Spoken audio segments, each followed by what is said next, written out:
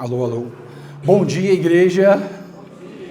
Muito bom. Antes de começar, eu vou chamar a Kaori e a Anne aqui. A gente vai fazer uma atividade com adolescentes e jovens, né? A gente queria convidar aí todos os adolescentes e jovens para participar, que vai ser muito legal, tá?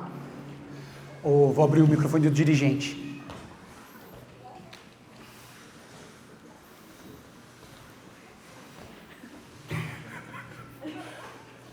Bom dia, igreja. Bom dia! Eu sou a Anne, eu sou a Kaori, e a gente queria convidar os adolescentes para um encontro de adolescentes que a gente vai fazer dia 20 de novembro, às 9 até meio-dia. Como? É isso, gente. A gente queria pedir para que todos os adolescentes e alguns jovens, né, porque a idade é de 12 a 20 anos, para aguardarem no dia 20 de novembro, tá bom? Que vai ser feriado, vai ser no meio da semana, mas é feriado, a gente vai pedir para vocês guardarem, porque a gente ainda não sabe o local nem o horário. A gente... então, É que são muitas opções, né? Mas uma das opções é a gente ir para o Parque do Ibirapuera. Isso. A gente fazer algo no parque. Aí a gente vai fazer um piquenique lá, se divertir. Mas tem umas outras opções que a gente vai falar. A gente pegou um grupo, a gente mandou o grupo o link do grupo no grupo da igreja, tá bom? Então, se os pais puderem compartilhar com os filhos de vocês, ou com primos, irmãos, amigos, colegas, podem convidar para entrar no grupo, tá bom? Que idade que é? De 12 a 20 anos, tá bom, gente? No dia 20, não se esqueçam, guardem essa data. Quarta-feira, tem um feriado. É feriado. Algum feriado.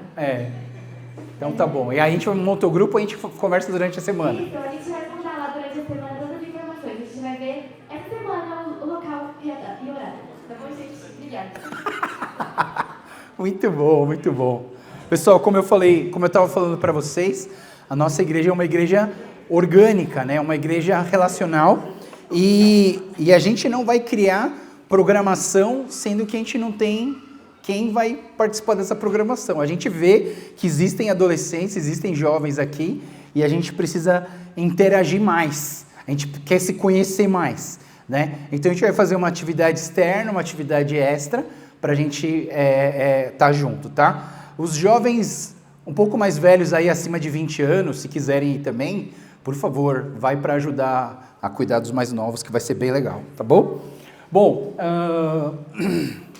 eu tinha mais algum aviso para dar, mas se eu lembrar, eu falo para vocês, tá bom? Bom, vamos lá. A gente vai começar hoje uma nova série de pregação, né? A gente tivemos 5 pregações falando sobre a minha igreja.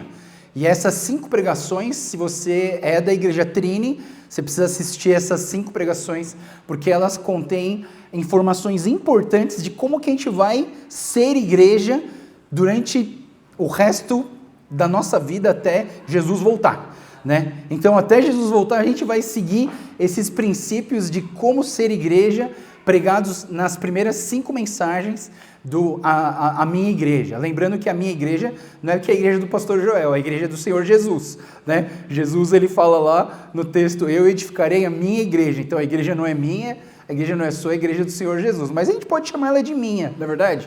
Eu já chamo minha igreja Trini, né? Então ela é nossa igreja, tá? Mas eu queria, durante 4 semanas, eu quero trazer uma mensagem, aliás, vai ter uma dessas mensagens que não vai ser nenhuma pregação, vai ser uma aula. Vocês vão ter que trazer caderno e caneta, senão não vai dar certo, tá? Não vai ser no domingo que vem eu vou avisar. Domingo que vem é domingo de Santa Ceia, né? E aí tem a ver com o tema também, metade. Tem a ver, daqui a pouco você vai saber, né? É metade do tema, tá na Santa Ceia. E aí, no outro domingo, eu vou dar uma aula geral para todo mundo aqui. Então, você vai precisar trazer caderno e caneta e a Bíblia para a gente poder ouvir essa pregação, tá bom? Vai ser muito importante que você tenha isso, tá bom? Bom, o tema, então, que a gente vai trabalhar nessas 4 semanas aqui, vai ser esse tema aqui, pão nosso. O pão nosso. Quem gosta de pão aqui, levanta a mão. Amo pão. Eu amo pão, eu de verdade. E no Natal eu amo o tal do pão Netone, né? Eu gosto demais do pão Netone. Eu não gosto muito do chocotone, mas do pão Netone eu gosto demais. Mas assim, pão todo mundo gosta, né? E um dia eu me apaixonei por um pão fantástico. Na verdade, o irmão André trouxe o pão para a igreja. Depois ele nunca mais, eu tentei perguntar para ele de onde que ele comprou aquele pão.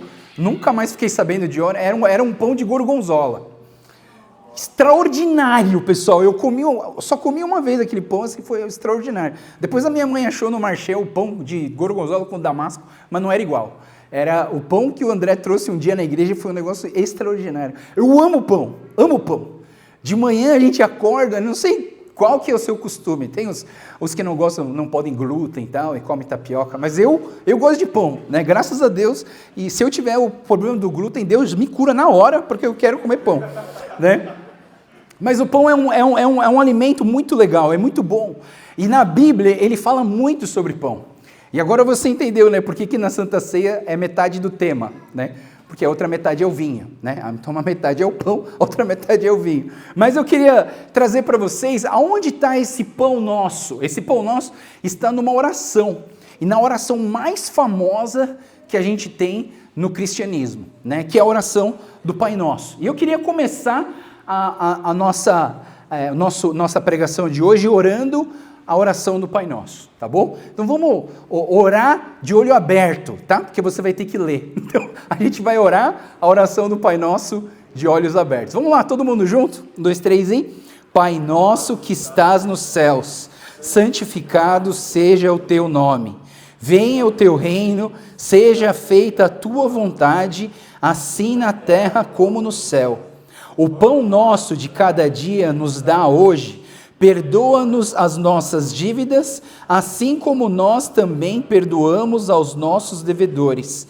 E não nos deixes cair em tentação, mas livra-nos do mal, pois teu é o reino, o poder e a glória para sempre. Amém. Amém. Essa é a oração do Pai Nosso. E a oração do Pai Nosso, no meio dessa oração, a gente ora pelo pão, a gente fala assim, o pão nosso de cada dia nos dá hoje. E eu quero trabalhar 4 semanas sobre esse pão nosso de cada dia. Que quando a gente lê, a primeira impressão que a gente tem é de que é comida. Mas existe uma comida que não é uma comida física, que não é o nosso cafezinho das 9 horas. É uma comida, um alimento que nós precisamos todos os dias. Desde pequeno nós precisamos desse alimento todos os dias.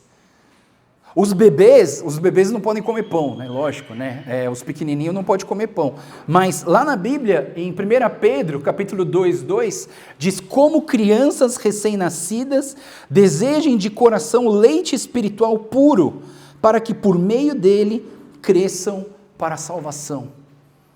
Então nós estamos falando aqui de um pão que representa algo muito importante nas nossas vidas. A Bíblia, ela sempre falou de um pão, sempre tem trabalhado com o pão. Desde quando o povo de Deus saiu do deserto, e eles estavam no deserto, eles precisavam de um alimento. O que desceu do céu? O maná, e o maná eles faziam o quê? Um pão. O pão sempre esteve presente na Bíblia inteira. Quando você lê a Bíblia, você vê que tem um tal do pão ázimo, né? E o pão ázimo, quando a gente faz a Santa Ceia, a gente tem um pedacinho do pão ázimo. A gente tem o copinho, né? O suco de uva, e na tampinha a gente tem você acha que é uma bolachinha de água e sal, né? Mas não é. Aquilo ali é o pão ázimo mesmo, né? Parece que é muito fácil fazer esse pão ázimo aqui, é muito fácil. É uma coisa muito simples, é claro. Se eles faziam isso no deserto, eles não tinham muito ingrediente. Então eles tinham, é uma coisa muito simples mesmo, mas é uma coisa que para eles tem um significado muito grande. Para cada comunidade, para cada lugar, para cada cultura, existe uma alimentação básica, não é verdade? Eu sei que na Europa, Alemanha, assim, o alimento básico é a batata. A batata é o alimento básico. Para os japoneses, para os orientais, né, em geral, qual que é o alimento básico? O gohan, né? A gente não vive sem Gohan, né? Então, assim, o arroz é um alimento básico. Para os indígenas, é a farinha de mandioca. Todos eles plantam mandioca e fazem farinha e fazem pão com a farinha. Lá em São Gabriel, onde eu morei com a Dé, a gente comia muito o tal de beiju. O beiju era um pão feito de farinha de mandioca. Ele era branquinho, assim, eles faziam umas rodelas, assim, parecia uma pizza, aí você vai quebrando e vai comendo, né? Para a gente não tinha gosto de nada, é muito simples, mas é a base alimentar, você entende? O que nós estamos falando aqui, quando Jesus fala, o pão nosso de cada dia nos dá hoje, ele não está falando exatamente de um pão físico, porque talvez você seja uma dessas pessoas que tem problema de glúten e você não pode comer pão. Mas a gente não está falando exatamente de pão físico. A gente está falando de algo muito mais importante do que o pão. Então, o pão é um alimento básico que a gente representa o quê? A nossa nutrição diária. A nutrição diária. Como que você vai se alimentar para você ficar forte? Você precisa se alimentar para você ficar forte. Tem um ditado que diz que saco vazio não para em pé, não é verdade? A gente sempre fala isso quando está perto da hora do almoço, né? Perto da hora do almoço, saco vazio não para em pé. E é verdade. Pega um saco vazio e deixa ele aqui, ele não vai parar em pé. Mas se você encher de coisa, ele fica em pé. Meu pai, quando ele bateu a cabeça lá e teve hemorragia e tal, eu lembro que a gente estava no hospital e ele detesta estar no hospital, porque ele é médico, né? Então assim, ele detesta estar no hospital, ele não queria estar lá. Só que, claro, por conta da cirurgia, a gente ficou quase 20 dias na UTI, né? E aí ele estava lá, e lembro que no começo, assim, ele estava bravo, estava enjoado, queria ir embora para casa. E aí, quando vinha a comida, ele falava, não quero comer. Falei, pai, se você não comer, você não vai sair daqui. Simples. Ou você come, ou você fica aqui para sempre.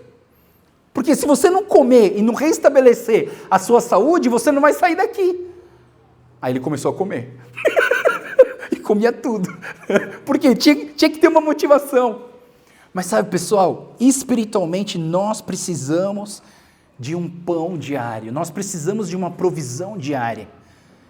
E eu quero trabalhar com vocês, eu quero que vocês entendam essa necessidade que nós temos de ter esse pão, essa provisão todos os dias. A gente vai ler um texto agora em Mateus capítulo 6, e eu quero que você preste bastante atenção comigo nesse texto. Esse texto diz assim, portanto, eu lhes digo, não se preocupem com suas próprias vidas, quanto ao que comer ou beber, nem com seus próprios corpos, quanto ao que vestir.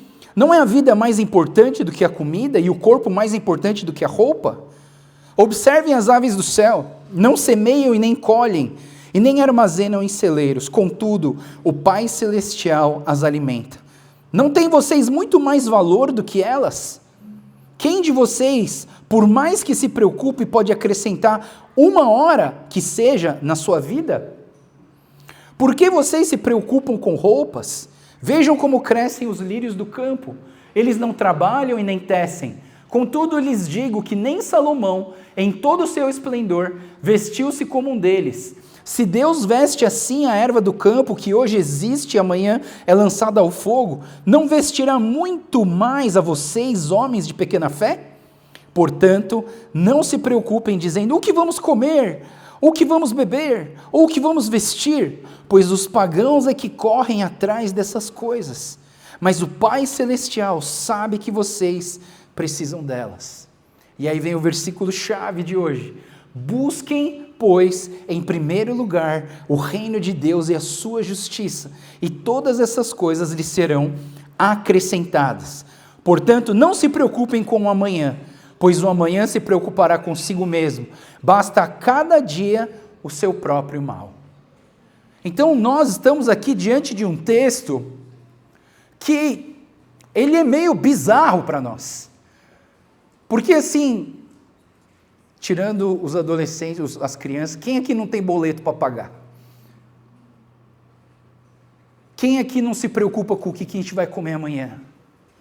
Quem aqui não se preocupa com a nossa roupa? E aí a Bíblia chega e ela começa a falar para a gente assim, não se preocupe com a comida, não se preocupe com a roupa, não se preocupe com a escola das crianças, não se preocupe com tantas coisas, com a saúde dos nossos filhos. Como que a gente não se preocupa? Então, às vezes parece que é um texto, né, que está fugindo um pouco da nossa realidade. Mas eu queria que você entendesse que o que a gente está falando aqui é mais profundo do que simplesmente ter dinheiro na conta para pagar sua fatura no final do mês. Nós precisamos de algo diário que nos faça viver confiando 100% em Deus. Isso não significa que a gente vai sentar, deitar numa rede, ficar balançando, esperando Deus fazer todas as coisas. Não. Nós vamos fazer tudo o que nós temos que fazer no nosso dia a dia. Trabalhar, acordar, levar crianças para a escola e voltar a trabalhar e fazer refeição e cozinhar e fazer tudo. Mas nós precisamos deixar o nosso coração nas mãos de Deus.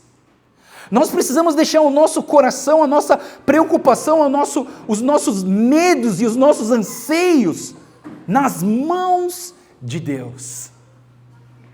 E isso é mais difícil do que ficar descansando e sentado na cadeira. Nós precisamos confiar em Deus. Nós precisamos, e como que a gente faz para confiar em Deus?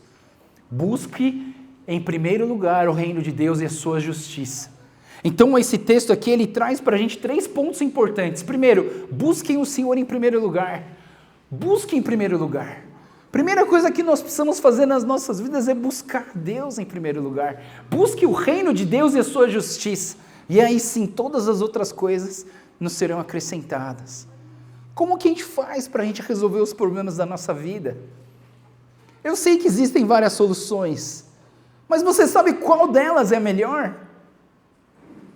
E eu vou dizer para vocês, a melhor solução da vida de vocês é buscar a Deus em primeiro lugar. A primeira coisa que nós deveríamos fazer no nosso dia, claro, depois de escovar dente, né? Nem Deus merece o seu bafo, né? Eu acho que você precisa, sim, confiar em Deus, mas buscar Deus, mas escova dente primeiro, tá? Coitado.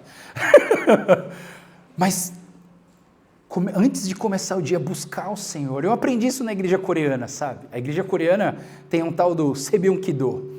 É reunião de oração da madrugada. E eles colocaram na cabeça deles que precisa buscar Deus em primeiro lugar. E eu como jovem na faculdade, né, ficava pensando assim, ninguém vai nessa reunião, eu vou lá só com dó do pessoal, né, o pessoal não tem ninguém, vou lá só para o meu pastor não ficar mal, sabe? Eu ficava assim, coitado do meu pastor, ele deve estar sozinho lá às 5 da manhã, né, não deve ter ninguém. Primeira vez que eu fui na reunião de oração na madrugada, cheguei lá, não tinha lugar para estacionar o carro na frente da igreja, tive que estacionar no quarteirão de trás. Quando eu vou para a igreja, tem 170 pessoas orando em pé, buscando ao Senhor, às 5 da manhã. Eu falei assim, que loucura, mano, o pessoal... Aí eu pensei assim, eu fiquei na reunião, tá claro, não entendi nada, porque estava tudo em coreano, né? Mas assim, eu fui lá para orar, então estava bom. Orei, aí eu falei assim, cara, hoje deve ter tido alguma coisa especial, né? Amanhã eu vou vir, vai estar vazio. Aí no outro dia eu fui, lotado, estava mais cheio do que ontem. Eu falei, não é possível, está tendo uma programação. Não tinha. Por quê? Porque teve uma geração de coreanos que orava de madrugada buscando ao Senhor. Porque se eles não começassem a vida em oração, as outras coisas não aconteciam. Eu trabalhei em São Gabriel da Cachoeira e aqui na cidade, a madrugada é 5 da manhã, 5:30, né? Só que para um índio, lá entre os indígenas, madrugada é quando ainda é noite, porque se começou a sair sol, já dá para trabalhar, né? Então, a madrugada do indígena é às 4 da manhã. Então, lá em São Gabriel, a reunião de oração começava às 4 da manhã. Só que como os coreanos, que geralmente termina às 7, então a oração tinha que terminar às 7. Então, começava às 4 e ia até às 7. Buscando ao Senhor. Porque, e o pastor Kim, que eu trabalhei com ele falava assim, Joel, nada acontece aqui se a gente não orar. Então nós precisamos buscar Deus em primeiro lugar, o seu reino e a sua justiça, e aí sim, todas as coisas vos serão acrescentadas. Por isso que o versículo seguinte vai dizer o quê? Portanto, não se preocupem com o amanhã, pois o amanhã se preocupará consigo mesmo. Basta cada dia o seu próprio mal. Então, o que eu quero dizer para vocês sobre o pão hoje é essa ideia de que o pão seria a nossa busca pelo Senhor dentro da palavra de Deus. Lembra quando Jesus foi para o deserto? Jesus ia começar o ministério dele e ele foi para o deserto e ele ficou 40 dias de jejum e lá no deserto o tentador apareceu, o demônio apareceu. E ele veio tentar Jesus. O tentador aproximou-se dele e disse, se você é o Filho de Deus, mande que essas pedras se transformem em pães. Jesus respondeu, está escrito, nem só de pão viverá o homem, mas de toda palavra que procede da boca de Deus. Então, Jesus, ele poderia ter transformado pedras em pães? Poderia. Mas o que Jesus disse aqui? Nem só de pão viverá o homem, mas de toda a palavra que procede da boca de Deus. Então nós estamos aqui, na verdade, pensando, e eu estou aqui me esgoelando para tentar fazer você entender, que o que nós precisamos é entender que esse pão, na verdade, é uma outra coisa. A gente precisa entender que o pão, na verdade, é a palavra que procede da boca de Deus. É a palavra que procede da boca de Deus. O que sai da boca de Deus. E aonde está a palavra que procede da boca de Deus? Aonde está? Na Bíblia. A Bíblia contém as palavras que procedem da boca de Deus. Nenhum ser humano é a boca de Deus. Nós interpretamos, nós lemos, nós proclamamos, mas assim, a gente precisa entender que a fonte verdadeira, a fonte principal de você receber essas informações é da Bíblia e nós precisamos ter a Bíblia. E aí eu quero pedir para vocês, nesses próximos 3 domingos, hoje você está liberado, mas eu quero pedir pelos próximos 3 domingos, que a gente pudesse trazer a nossa Bíblia física. A gente não está mais acostumado, né? A gente só traz o celular, né? E tudo bem, pessoal. Dentro do seu celular tem Bíblia, glória a Deus, aleluia. A gente pode abrir a nossa Bíblia em qualquer lugar. O que eu acho é que às vezes, quando a gente facilita muito, a gente começa a desvalorizar. Não sei se você entende o que eu estou falando. Quando a coisa é muito fácil, a gente começa a dar uma desvalorizada. Antigamente, pessoal, quando eu ganhei minha Bíblia com 8 anos, foi um negócio tão extraordinário. Saía lágrima do meu olho só de olhar para a minha Bíblia. Ela era um marrom meio camuflado assim, sabe? Parecia uma pele de uma onça, sei lá assim, e tinha um zíper. Aí quando eu abria o zíper assim, na lateral do livro era vermelho. E do ladinho assim, ó, se eu olhava de lado assim, tinha as iniciais do nome de cada livro. A minha avó me deu essa Bíblia para eu poder, e era a minha primeira Bíblia.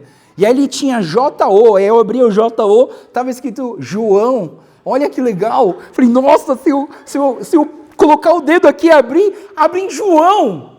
Meu Deus. Hoje o cara vai no celular, mano. Faz assim, ó, João. Né? Eu lembro que quando eu tinha minha Bíblia era a coisa mais difícil. O pastor torcia para ele não falar um profeta do Velho Testamento, porque eu não sabia onde estava. Aí tem aquela brincadeira daquele pessoal que pega um celular e procura Pokémon, já viu? Procurar Pokémon é fácil, quero ver você achar Filemon, cara. Acha Filemon que eu quero ver, né? Pokémon é fácil, né? Mas assim, eu quero dizer que assim, a gente tinha um valor muito grande. Eu não estou querendo pedir para você trazer a sua vida inteira a Bíblia aqui na igreja domingo.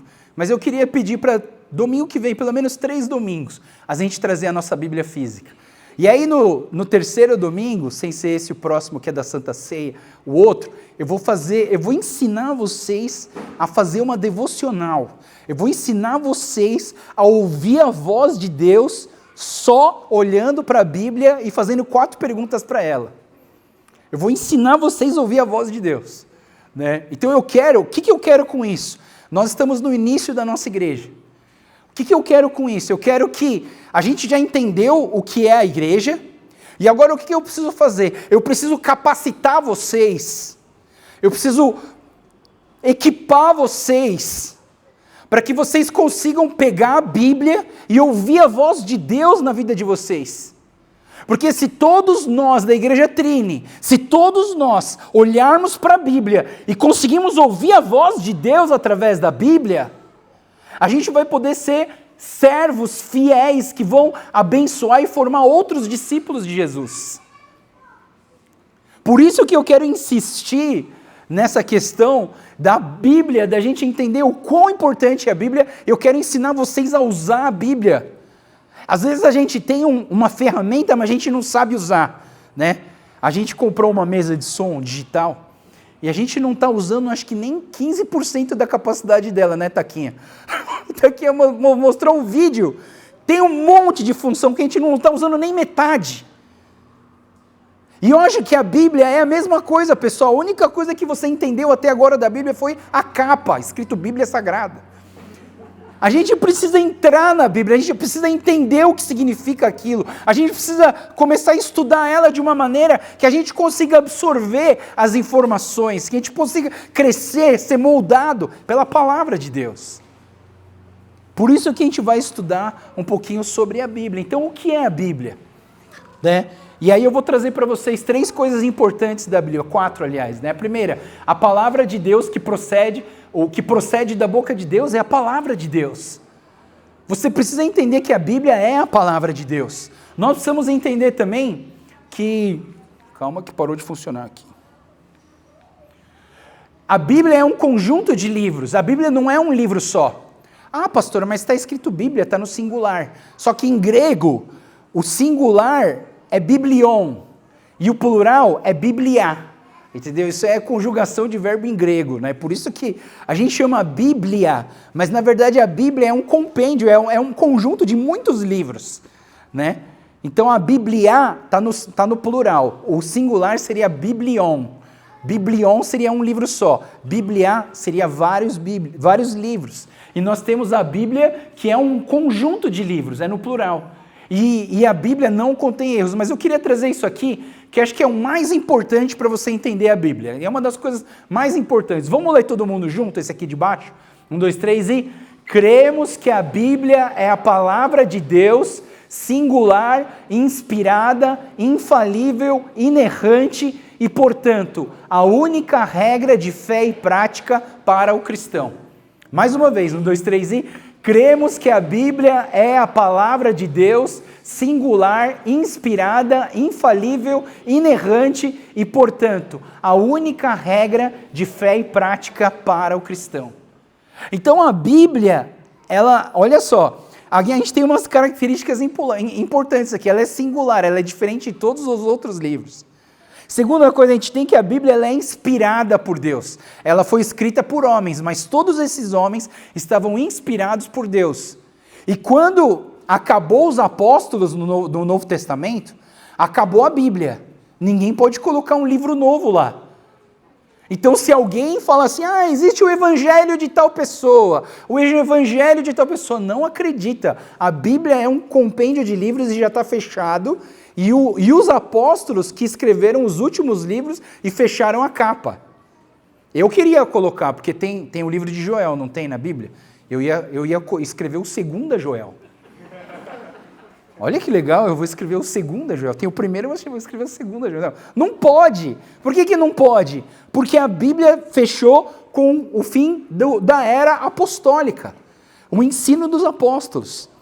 E ela é infalível, porque ela não contém erros. A Bíblia não contém erros, né? Então assim, mas eu vi o Davi pecar, claro, a Bíblia está explicando para vocês que ali ele errou, mas depois Deus está consertando. Mas Pedro, ele negou Jesus, tá certo, só que a gente tem que olhar o contexto, entender o que Deus está querendo ensinar para a gente sobre isso. Então a Bíblia não contém erros, e a Bíblia é a nossa única regra de fé e prática para o cristão. Então, pessoal, se ela é a nossa única regra de fé e prática, a gente precisa estudar mais ela. A gente não pode simplesmente guardar ela no bolso e achar que fazer coleção de Bíblia. Quem aqui? Não levanta a mão, tá? Eu fazia coleção de Bíblia, pessoal, que vergonha. Eu tinha Bíblia anotada, Bíblia Shed, Bíblia de Genebra, eu tinha um monte de Bíblia. Aí alguém perguntou para mim, quantas vezes você leu elas? Eu falei, meu Deus, que vergonha, né? Você tem um monte de Bíblia, você nunca leu ela inteira. Eu acho que você pode ter a quantidade de Bíblia da quantidade de vezes que você já leu ela de capa a capa. Pastor, então eu não posso ter nenhuma? Não, mas vai ter. Vai ter. Né? Mas o que eu quero dizer para vocês é, o que adianta? Eu comecei a doar minhas Bíblias para quem está estudando, para seminaristas. Porque o que adianta você ter um monte de Bíblia e você não lê ela? A gente precisa ler a Bíblia, a gente precisa buscar a palavra de Deus na Bíblia, né? E quem ama ler a Bíblia, tem o seu salmo favorito, né? Qual que é o seu salmo favorito, né? Tem um monte de gente, cada um tem um salmo favorito, mas eu digo para vocês que o salmo favorito de quem ama a palavra de Deus, sabe qual que é? É o Salmo 119. O Salmo 119 é o maior de todos. Tem mais de 150 versículos. É o maior salmo que tem. Por isso que é o salmo de quem ama ler a Bíblia. Porque se você não ama, você vai achar esse livro gigante. Você vai falar assim, eu que nunca vou ler esse livro, esse capítulo. É muito grande. Mas quem ama a Bíblia, olha para o Salmo 119 e acha ele pequeno. Você entende o que eu falo, pessoal? Quando você ama alguma coisa, você quer passar bastante tempo com ela. Quando você ama algo, você quer mais dela. E você tem um monte. As pessoas falam, você tem um monte. Não, mas na verdade eu tenho só um pouquinho. Eu vou confessar uma coisa para vocês, né? Eu gosto muito de criar peixes em aquário. Quando eu gosto tanto, chegou uma hora que a coisa começou a ficar meio desenfreada, né? Começou a ficar desenfreada. Eu olhei para o meu quarto, eu comecei a contar. 1, 2, 3, 4, 5, 6, 7, 8, 9, 10, 11, 12, 13, 14. Parece a musiquinha do João, né? Lá vou eu! Lá, não. Mas passou do 30. 31, 32, 33, chegou no 42 aquários. Falei, que ser humano normal tem 42 aquários? Me diz, qual ser humano normal tem 42 aquários? Só os malucos que são apaixonados pelos aquários, você entende? Se você é apaixonado por uma coisa, quanto mais você tem, melhor, e parece que não é muito. Parece que não é muito. A Bíblia, quando você olha para o Salmo 119, parece que é muito, são 150 versículos, é muita coisa, pastor. Não me faz ler ele. Faço sim, porque se você ama a palavra, você vai ler ele com prazer. Tarefa dessa semana, ler o Salmo 119 com prazer. Não é castigo, tá pessoal? Castigo do pastor Joel, vai ler o Salmo 119. Não. Se você ama a Bíblia, você tem que ler. Deixa eu contar uma coisa legal do Salmo 119. O Salmo 119 ele é composto por vários blocos de 8 versículos. E ele tem a quantidade de letras do alfabeto hebraico. Então são 23 vezes 8. É a quantidade de versos, de poemas que você tem dentro de um único capítulo. E cada 8 versículos tem uma mensagem. Você entende? Então, quando você olha dessa maneira, vai ficar mais fácil. E se você precisar interromper, sempre interrompe de 8 em 8, para você ir pegando as informações importantes de cada bloco do Salmo 119. Eu vou ler um com vocês aqui. O Salmo 119, 97 a 104. Diz assim: como eu amo a tua lei, Medito nela o dia inteiro. Os teus mandamentos me tornam mais sábios que os meus inimigos, portanto estão sempre comigo. Tenho mais discernimento que todos os meus mestres, pois medito nos teus testemunhos. Tenho mais entendimento que os anciãos, pois obedeço os teus preceitos. Afasto os pés de todo o caminho mau para obedecer a tua palavra. Não me afasto das tuas ordenanças, pois tu mesmo me ensinas. Como são doces para o meu paladar as tuas palavras, mais do que o mel para a minha boca. Ganho entendimento por meio dos seus preceitos, por isso odeio o caminho da falsidade. Olha que lindo, pessoal. O Salmo 119 é o salmo de quem ama a palavra de Deus. Olha só, ele diz assim, como eu amo a tua lei, como eu amo ler a tua palavra. O problema é que a gente não entende, né? Eu estava fazendo um videozinho essa semana, por que a gente lê a Bíblia e a gente não entende? Porque existem abismos. Da Bíblia, entre a Bíblia e a gente, tem abismos. A Bíblia foi escrita há quantos anos atrás? Milhares de anos atrás. A cultura do pessoal que escreveu é diferente da nossa cultura. A realidade deles é diferente da nossa realidade. Então são vários abismos que separam a gente de entender totalmente a Bíblia, mas aí você precisa se esforçar e tentar entender o contexto, de onde foi escrito, como foi escrito, quem escreveu, para que a gente possa entender aquilo que ele quer dizer, e aí a gente traz para uma ideia contemporânea. Existe uma Bíblia, se você tem dificuldade de ler a Bíblia, compra uma Bíblia chamada Bíblia A Mensagem. Bíblia A Mensagem. É fantástico essa Bíblia. Ela está escrito assim, é a Bíblia na mensagem contemporânea, na mensagem dos dias de hoje. E o texto, se você comprar essa Bíblia, você me manda uma mensagem e fala, pastor, qual que é o texto mesmo que é para ler? Efésios capítulo 4, de 20 a 22. Você tem que ler esses versículos na Bíblia A Mensagem. Cara, é muito fantástico. O cara fala, o pastor que escreveu isso foi meu professor. E ele escreveu assim, larga dessa velha vida, abandona tudo isso, joga para trás, começa tudo de novo, zerado, é tudo lixo, agora você precisa buscar um Deus novo, é muito legal, pessoal. Bíblia A Mensagem, ela vai trazer uma linguagem da linguagem contemporânea da Bíblia, e ela não foge da essência da palavra de Deus, do conteúdo, ela não foge, então é muito fiel essa Bíblia, a Mensagem. Mas eu queria voltar para o Salmo 119 e ler o versículo mais famoso do Salmo 119. Tem vários versículos famosos no Salmo 119, um deles é o versículo 9, como pode o jovem guardar puro o seu coração? Como que é? Guardei no coração a tua palavra para não pecar contra ti. Você está vendo que o Salmo 119 inteiro vai falar sobre a palavra. E aqui tem uma definição de palavra. O Salmo 119, versículo 105, vai dizer assim, a tua palavra é lâmpada que ilumina os meus passos, é luz que clareia o meu caminho. E a palavra de Deus, se você absorver a palavra de Deus, se você buscar na palavra de Deus, essa palavra ela vai iluminar o seu caminho, ela vai mostrar por onde você precisa pisar. O problema é que a gente ainda não sabe usar essa lanterna, mas a gente vai aprender a usar ela. E deixa eu terminar minha pregação aqui, eu já estou falando demais, tá? Mas assim, eu quero terminar essa pregação com essa ideia. A palavra que procede da boca de Deus revela 3 princípios para nós. E a gente vai ver esses 3 princípios na palavra pão, tá?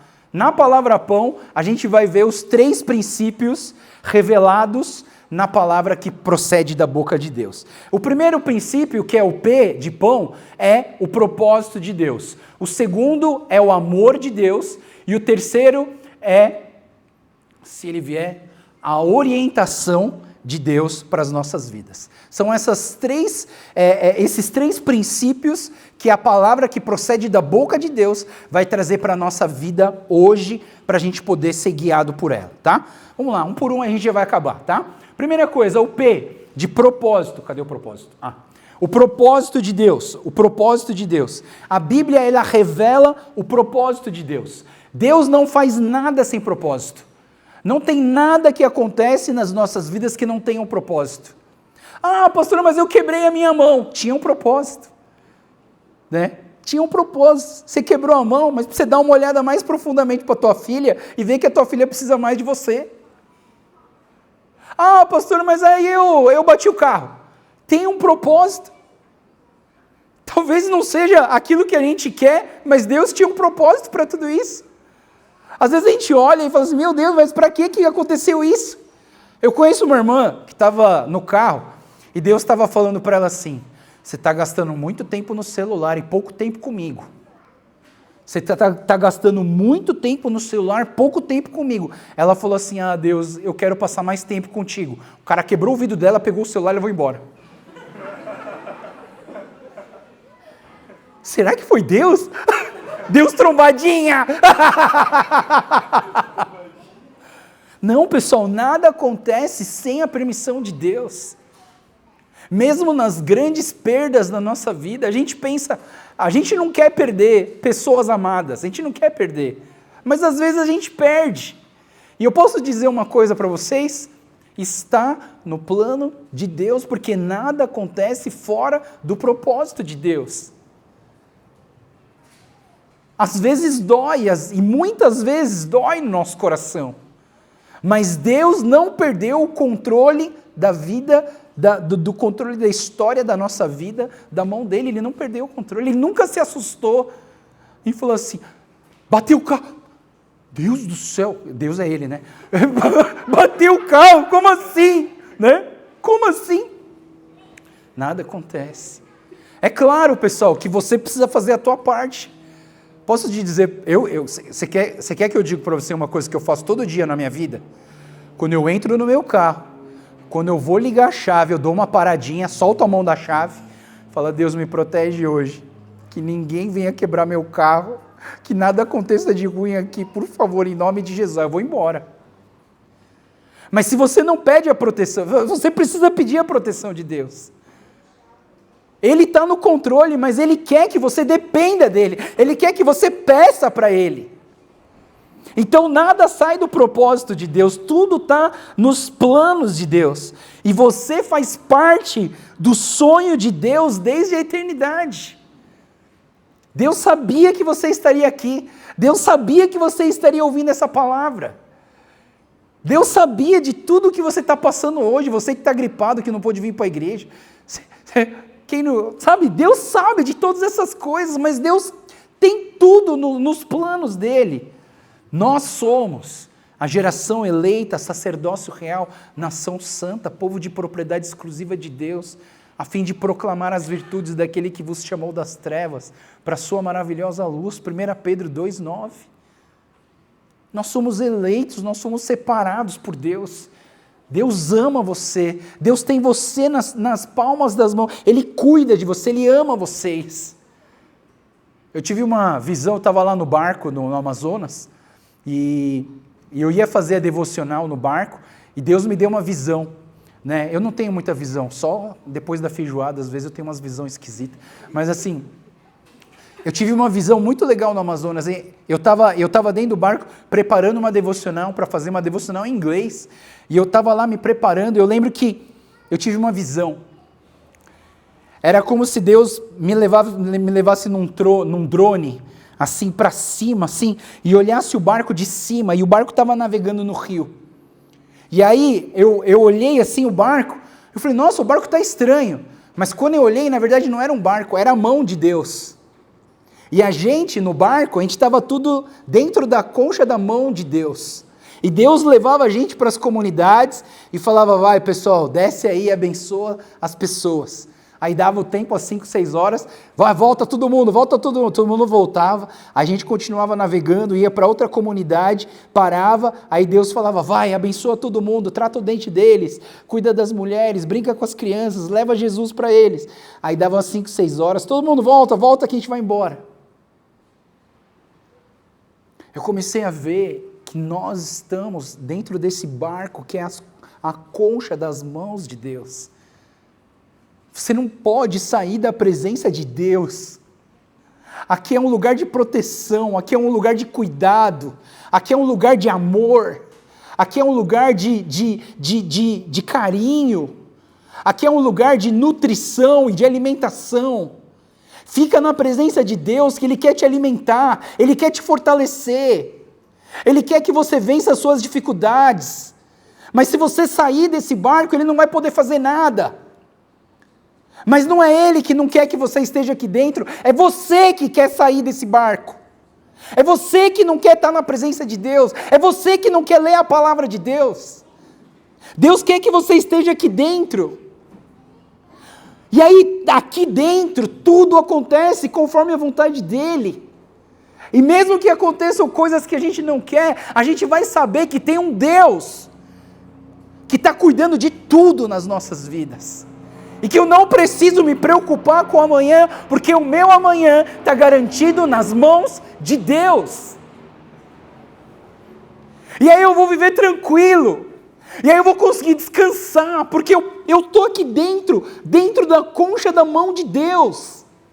Então aqui dentro eu posso descansar, eu posso confiar no amanhã, eu posso ter certeza que Deus vai cuidar da minha família, que Deus vai proteger as minhas filhas, que Deus vai abençoar essa igreja. Se eu ficar preocupado com essa igreja 24 horas por dia, eu não tenho mais vida. Então eu estou deixando nas mãos de Deus e eu estou me preocupando, sabe em quê? Eu estou me preocupando em descansar nos braços do Pai. Eu estou me preocupando, sabe em quê? Em ler a palavra de Deus para ouvir a voz de Deus todos os dias. Eu não estou me preocupando, sabe em quê? Em ter comunhão com esse Deus que cuida de mim, que cuida da minha família e que cuida dessa igreja. Porque tudo está nas mãos de Deus. Você precisa confiar nele. A palavra de Deus nunca volta vazia. Quando a gente prega a palavra de Deus, algo está entrando no seu coração. Algo em você está sendo transformado, está sendo mudado. Mas você precisa permanecer na presença de Deus. Olha só o que Isaías 55 diz para nós. Assim como a chuva e a neve descem dos céus e não voltam para ele sem regarem a terra, fazem-na brotar e florescer, para ela produzir semente para o semeador e pão para o que come. Assim também ocorre com a palavra que sai da minha boca. Ela não voltará para mim vazia, mas fará o que desejo e atingirá o propósito para o qual o enviei. Toda vez que nós absorvemos a palavra de Deus, toda vez que nós buscamos a Deus na palavra dele, a palavra não vai voltar vazia. Porque ele está regando, e assim como a chuva molha a terra, a palavra de Deus atinge o teu coração. E pessoal, deixa eu falar uma coisa para vocês. Não é pecado você ter dúvidas da palavra de Deus. Não é pecado. Não acha que, eu não entendo os milagres. Não tem problema, pessoal. Pergunta para mim. Meu WhatsApp está lá no grupo, tá? Guarda meu celular. 11 98578 0038. Guarda esse número. Se tiver uma dúvida, me manda dúvida. Eu vou te ajudar. Se eu não souber, eu vou procurar um cara que sabe mais que eu, para ele me ajudar e explicar para você. Mas se você guardar essa dúvida e você nunca perguntar, você nunca vai crescer. Eu lembro de uma tia aqui da igreja, que a gente estava cantando uma música assim, acho que era uma música chamada Ousado Amor. E lá estava escrito, fala assim, e deixa as 99. Daí minha tia ficou assim, que 99 é essa, cara? Não sei de onde vem essas 99, cara. Aí você tem que ir lá para Lucas, capítulo 15, que fala da parábola da ovelha perdida, que o pastor deixou as 99 para buscar aquela que está perdida, e esse é o ousado amor de Deus, de deixar as 99 que estão salvas, para salvar aquela que está perdida, que é você. Mas é verdade, minha tia tem razão. Se ela lê uma música, está escrito, e deixa as 99, deixa para quê as 99? Que 99 é essa? o táxi. Então, você entende, pessoal, que se a gente não tem alguém que explica, alguém que ajuda a gente a entender, a gente vai ficar na dúvida para sempre. Então, abre a sua boca e pergunta. A gente aqui quer tirar suas dúvidas, a gente quer ajudar vocês. Eu tenho várias pessoas que escrevem dúvidas para mim. Pastor, mas eu não estou entendendo esse texto, só me manda o versículo.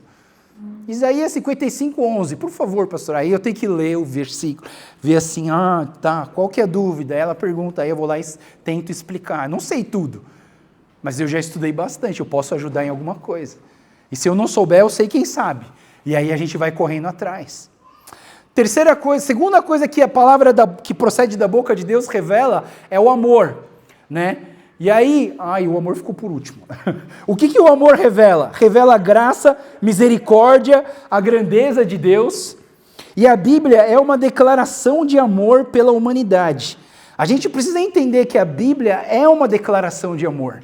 É uma carta de amor para você, né? Eu gosto muito de uma definição de Bíblia, que a Bíblia é uma carta de amor do pai para o seu filho perdido, para que ele volte para a casa do pai. Essa aqui é uma das melhores definições de Bíblia. A Bíblia é uma carta de amor para o seu filho perdido, para que ele volte para a casa do pai. Então, na Bíblia, contém todas as instruções para eu voltar para a casa do pai, porque eu me afastei do pai. E esse pai é o nosso Deus, né? Então, a Bíblia ela vai dizer assim que Deus nos deu vida enquanto ainda nós éramos pecadores. É um amor tão grande, a palavra de Deus declara o amor por nós.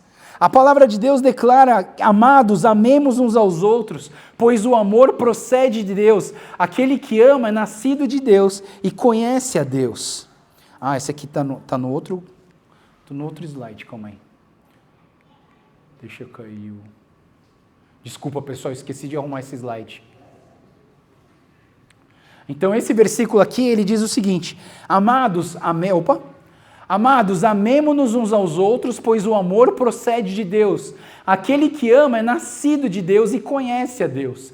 Quem não ama, não conhece a Deus, porque Deus é amor. Então, nós precisamos buscar esse Deus, porque Deus é amor. Porque Deus, Ele é o verdadeiro amor. Aquilo que você chama de amor, aquilo que você vê no drama coreano, que você chama de amor, não é amor. Aquilo é um amor humano. E muito desse amor, que a gente chama de amor, é um amor contaminado pelo pecado. Não sei se você entende isso, mas uma mãe superprotetora, por exemplo. Uma mãe superprotetora está fazendo mal para o seu filho. Porque se você não deixa ele cair no chão, se você não deixa ele se frustrar na vida, se você não deixa ele ralar o joelho, você está privando ele de aprender a levantar. Você entende o que eu estou falando? Então é um amor contaminado pelo pecado. O verdadeiro amor é o amor de Deus. Por isso que Deus fala: ame primeiro a mim, antes de amar a sua esposa, antes de amar os seus filhos, ame primeiro a mim. Por quê? Porque Ele é o amor. E aí, se eu amar a Deus, que é o amor, Ele vai me ensinar a amar direito os meus filhos, Ele vai me ensinar a amar direito a minha esposa, amar direito a minha igreja, amar direito o meu vizinho, amar direito as pessoas todas. Porque Deus é amor. Eu lembro de uma reportagem que eu vi na Record, né? A Record gosta de fazer aquelas reportagens sangrentas, né? E tinha um cara que tinha assassinado a namorada dele. Aí o cara fez uma entrevista com ele: por que você matou sua namorada?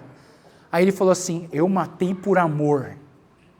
Eu amava tanto aquela mulher, que ela não poderia ser de outra, ela só poderia ser minha. Como ela resolveu me largar e namorar com outro, eu matei ela, por amor. Você percebe que o amor, esse aqui é uma aberração, joguei para o extremo, você entende? Mas muitas vezes o nosso amor está contaminado pelo pecado. O que a gente chama de amor precisa ser moldado pelo verdadeiro amor que é Deus. Então ame a Deus primeiro, para depois você casar. Ame a Deus primeiro, para depois você cuidar dos seus filhos. Por isso que a gente busca a Deus em primeiro lugar. Então 1 João, no capítulo 4, ele ainda vai dizer o que para a gente? Ele diz assim: andar em amor é o objetivo número 1 do cristão.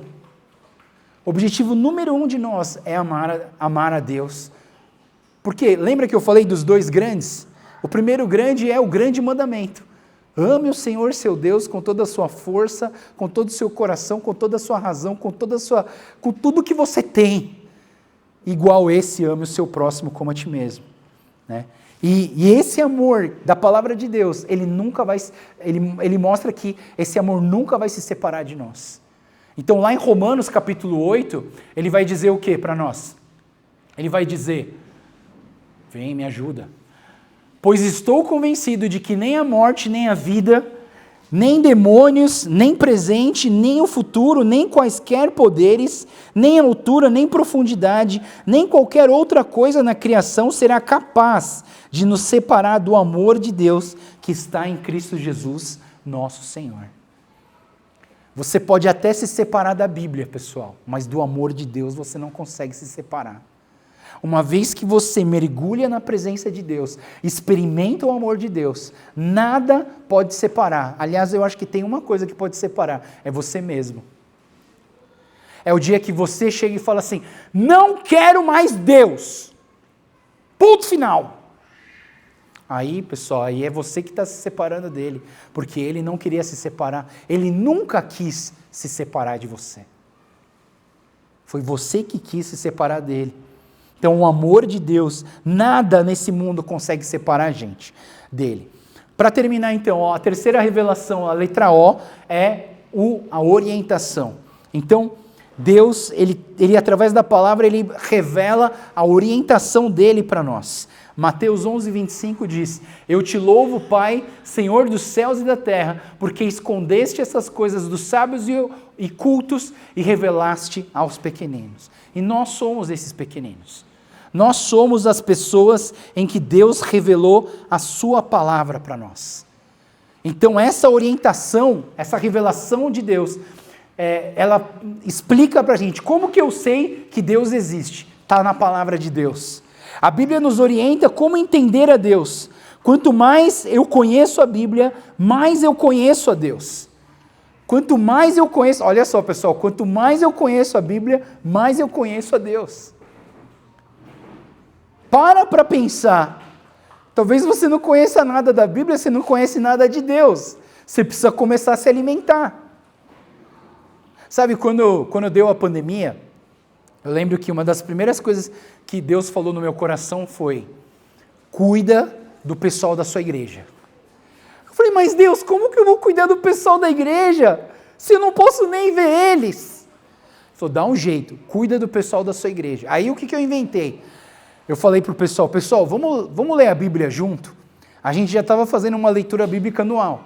Vamos ler junto, e aí eu vou trazer um estudo para vocês, desses capítulos que a gente leu, e a gente começou uma jornada maluca, de Juízes até Apocalipse, quase que todos os dias, 1h30 de Zoom, estudando a palavra de Deus. Foi uma coisa extraordinária. Quem participou desse dia, desse estudo? Tem bastante gente que participou, né? E a gente estudava a Bíblia todos os dias, né? Teve até uma irmã ali que fazia devocional com fone de ouvido, e a mãe dela ficava vendo ela fazer a devocional. Aí, de repente, ela estava ouvindo assim. Era o pastor que deu risada, contou uma piada, aí a moça no fone de ouvido saía dando gargalhada, a mãe dela tomava assunto, falava, meu Deus, o que está acontecendo? Mas é muito bom estudar a palavra de Deus. É muito bom estudar a palavra de Deus. E eu quero incentivar todos vocês a entender a Bíblia, porque quanto mais eu conheço a Bíblia, mais eu conheço a Deus. E a Bíblia testifica quem Deus é. E essa é a orientação de Deus para nós, se Ele obedecer. Está acabando, pessoal. Romanos capítulo 10, 17 vai dizer o quê? No entanto, nem todos os israelitas aceitaram as boas novas. Pois Isaías diz, Senhor, quem creu em nossa mensagem? Consequentemente, a fé vem pelo ouvir a mensagem, e a mensagem é ouvida mediante a palavra de Cristo. Mas eu pergunto, eles não ouviram? Claro que sim. A sua voz ressoou por toda a terra e as suas palavras até os confins do mundo. E o que eu quero dizer com esse versículo é que a fé vem pelo ouvir, o ouvir da palavra de Deus. Quanto mais você ouve a palavra de Deus, mais aumenta a sua fé em Deus. Então, a palavra, ela nos orienta a termos fé. A palavra que nos ajuda a ter fé em Deus. Quanto maior é Deus para mim, maior é a minha fé. Nós precisamos conhecer a Deus. Conhecendo a Deus, a gente vai, conhecendo a palavra, a gente conhece a Deus, conhecendo a Deus, a gente aumenta a nossa fé. E a fé em Deus é o mesmo que ter a fé na sua palavra. Então, assim, de uma forma bem simples, se eu creio na palavra, eu creio em Deus. Estou com dificuldade de crer na palavra, tenho dúvida, beleza, vem me procurar que eu quero ajudar você a tirar as suas dúvidas para que você possa viver melhor com Deus e conhecer mais a Deus. Isso aqui é muito importante, pessoal. Então, resumindo tudo o que eu falei hoje, né? A palavra que procede da boca de Deus revela 3 princípios e revela o pão. Que pão é esse? O propósito, o amor de Deus e a orientação de Deus. Amém? Que você possa amar a palavra de Deus. Que essa semana, lição de casa, lê o Salmo 119. Na outra semana a gente vai decorar o Salmo 119. Brincadeira, não vai não. Mas a gente precisa ler e aprender a ter gosto pela palavra de Deus. Né? Só uma coisa muito legal, eu queria muito que as minhas filhas, elas gostassem de ler a palavra de Deus, né? E aí todo dia elas eram pequenininhas e eu contava uma história da Bíblia para elas. E aí um dia eu contei uma história para elas, né? Eu contei uma história de 2 Reis, capítulo 2, falava sobre o Eliseu. O Eliseu estava indo para Betel. E aí uns meninos, diz o texto assim, que uns meninos começaram a tirar sarro do Eliseu. Seu careca, sobe daqui. Seu careca, sobe daqui. E aí o Eliseu olhou para os meninos e amaldiçoou os meninos. Quando ele amaldiçoou os meninos, vieram 2 ursas, saíram do mato, 2 ursas e estraçalharam os meninos, mataram 42 meninos. Eu falei, agora vamos dormir, crianças. Elas estão assim, pai, mas por quê? Mas por quê, pai? E o legal é que você lê esse texto, não tem explicação nenhuma. É só fatos. Os meninos começaram a xingar o profeta amaldiçoou os meninos, saiu 2 ursas e mataram os 42 meninos. E acaba a história. Aí você fica assim, mas Deus, o que é isso? E aí eu, fazendo várias meditações, e a gente começa a ler a Bíblia com outros olhos. E eu comecei a ver que realmente todos nós merecíamos a morte e a maldição da morte das 2 ursas. Porque a palavra de Deus fala que o salário do pecado é a morte, então todos que têm pecado vão morrer e pagar pelo seu pecado. Na verdade, todos nós deveríamos ser estraçalhados pelas ursas. Todos nós deveríamos ser estraçalhados pelas ursas. Mas sabe o que aconteceu? No Novo Testamento apareceu alguém que era o próprio Filho de Deus. E para salvar aqueles 42 meninos, esse Jesus, que é o próprio Filho de Deus, se colocou na frente das ursas e falou para as ursas, não, estraçalhe a mim, mas salva os 42. E eu percebi que o nosso Jesus sofreu tanto, porque Ele te amava, porque Ele te ama, e porque Ele queria você vivo. E aí depois eu expliquei isso para elas, e as minhas filhas falaram, puxa, Jesus realmente ama a gente, vamos dormir. Você entende, pessoal? Se a gente não estuda a palavra, a gente vai ficar com um monte de dúvida na nossa cabeça, mas lá contém a mensagem de amor de Deus por nós. Então, vamos olhar para a palavra de Deus e entender que na palavra existe propósito, existe amor, existe orientação de Deus para nós. Amém? Vamos ficar em pé e vamos fazer a oração do Pai Nosso para terminar o nosso culto? Vamos lá? Todo mundo junto? Vamos lá, 1, 2, 3 e... Pai Nosso que estás nos céus, santificado seja o Teu nome. Venha o Teu reino, seja feita a Tua vontade, assim na terra como no céu. O pão nosso de cada dia nos dá hoje. Perdoa-nos as nossas dívidas, assim como nós também perdoamos aos nossos devedores. e não nos deixe cair em tentação, mas livra-nos do mal, pois teu é o reino, o poder e a glória para sempre. Amém. Vou dar a bênção apostólica. Estenda a sua mão assim para receber a bênção de Deus. Que a graça do nosso Senhor Jesus Cristo, o amor de Deus, o nosso Pai, e a comunhão e a consolação do Espírito Santo esteja com cada um de nós aqui presente, de agora para todos sempre. Amém. Amém.